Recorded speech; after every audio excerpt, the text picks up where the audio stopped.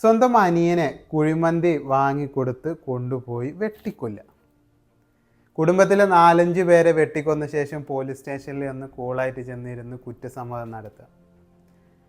ഇത് നിങ്ങളുടെ മനസ്സാക്ഷിയെ ഞെട്ടിക്കുന്നുണ്ടെങ്കിൽ ഇനിയും നിങ്ങൾ ഇതേപോലത്തെ ഭയാനകമായിട്ടുള്ള പേടിപ്പെടുത്തുന്ന ഒരുപാട് രംഗങ്ങൾ കാണാനിരിക്കുന്നേ ഉള്ളൂ.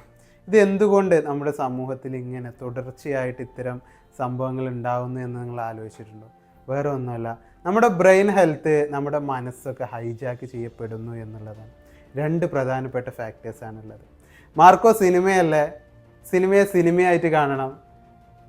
ഞാൻ പൈസ ഇറക്കിയത് ഉണ്ണിമുഖം എന്നുള്ള നടനിലാണ്, നിങ്ങൾ അതിനെ കാണണം എന്ന് പറയുന്ന നിർമ്മാതാക്കളുള്ള നമ്മുടെ നാട്ടിൽ അതിനെ എന്തോ ഹീറോ പരിവേഷത്തോടെ കാണുമ്പോൾ നമ്മുടെ സമൂഹത്തിൽ നെഗറ്റീവായിട്ട് അതിൻ്റെ അപ്പുറം അത് അഫക്റ്റ് ചെയ്യുന്നു എന്നുള്ളതാണ്.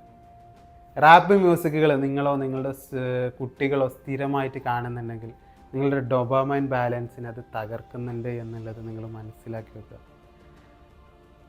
കണ്ടൻറ്റുകൾ നമ്മൾ കൺസ്യൂം ചെയ്യുന്നത് വളരെ കെയർഫുള്ളായിട്ട് വേണം, അതല്ലെങ്കിൽ അത് നമ്മുടെ മാനസികാരോഗ്യത്തെ കാര്യമായിട്ട് ബാധിക്കും. രണ്ടാമത്തേതുള്ളത് ജങ്ക് ഫുഡാണ്.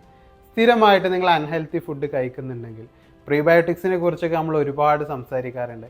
പോസ്റ്റ് ബയോട്ടിക് എന്ന് പറഞ്ഞൊരു സംഭവമുണ്ട്. നമ്മുടെ ഭക്ഷണം കഴിച്ചു കഴിഞ്ഞ് ദഹിപ്പിച്ച ശേഷം ബാക്ടീരിയാസ് ഉണ്ടാക്കുന്ന ഘടകങ്ങൾ, അതിൽ ബ്യൂട്ടറിക് ആസിഡ് ഒന്നും ആവശ്യത്തിന് വന്നിട്ടുണ്ടെങ്കിൽ സെറോട്ടോണിൻ ഉൽപ്പാദനത്തെ ബാധിക്കുകയും നമ്മുടെ മനസ്സ് നമ്മുടേതല്ലാതായിട്ട് മാറും.